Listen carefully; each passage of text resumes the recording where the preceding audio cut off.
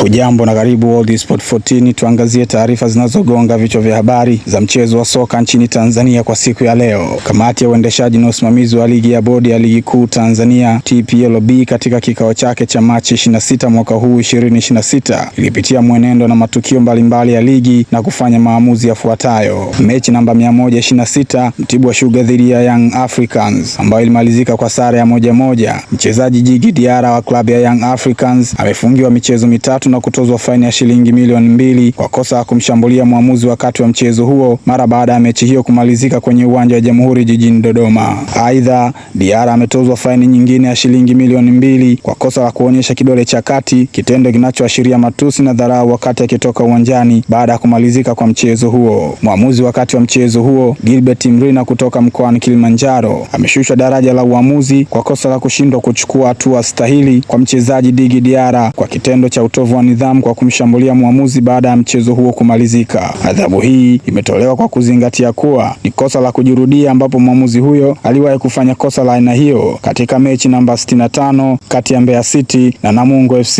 na akaadhibiwa kwa kufungiwa mizunguko mitatu. Mwamuzi msaidizi namba 2 wa mchezo huo, Abdulaziz Ali kutoka mkoani Arusha, amefungiwa mizunguko mitano kwa kosa la kushindwa kutafsiri vema sheria za mpira wa miguu, ambapo katika dakika 36 ya mchezo huo alinyoosha kibendera juu kuashiria kuotea, hali iliyosababisha kukataliwa kwa bao la mchezaji Emmanuel Mwanengo wa Young Africans baada ya kupokea pasi kutoka Pacome Zouzoua wakati ya kukuwa na kosa la kuotea kwa mujibu wa sheria za mpira wa miguu. Mechi namba 85 Pamba Jiji dhidi ya Simba Sports Club iliyomalizika kwa sare ya 1-1. Klabu ya Simba imetozwa faini ya shilingi milioni 10 kwa kosa la mashabiki wake kuwarushia chupa za maji waamuzi wa mchezo huo wakati wakitoka kiwanjani baada ya kumalizika kwa mechi hiyo. Hii ni mara ya pili ndani ya kipindi cha miezi miwili, ambapo Februari 25 mwaka huu mashabiki wa klabu hiyo walimrushia chupa za maji mchezaji wa Dodoma Jiji William Edgar wakati mchezo huo ukiendelea kwenye uwanja wa Jamhuri jijini Dodoma. Na mechi namba 110 TRA dhidi ya Young Africans iliyomalizika kwa sare ya 0-0, klabu ya TRA United ya mkoani Tabora imetozwa faini ya shilingi 500,000 kwa kosa la wachezaji wake kuonyeshwa kadi zaidi ya 5 katika mchezo mmoja, ambapo wachezaji wa TRA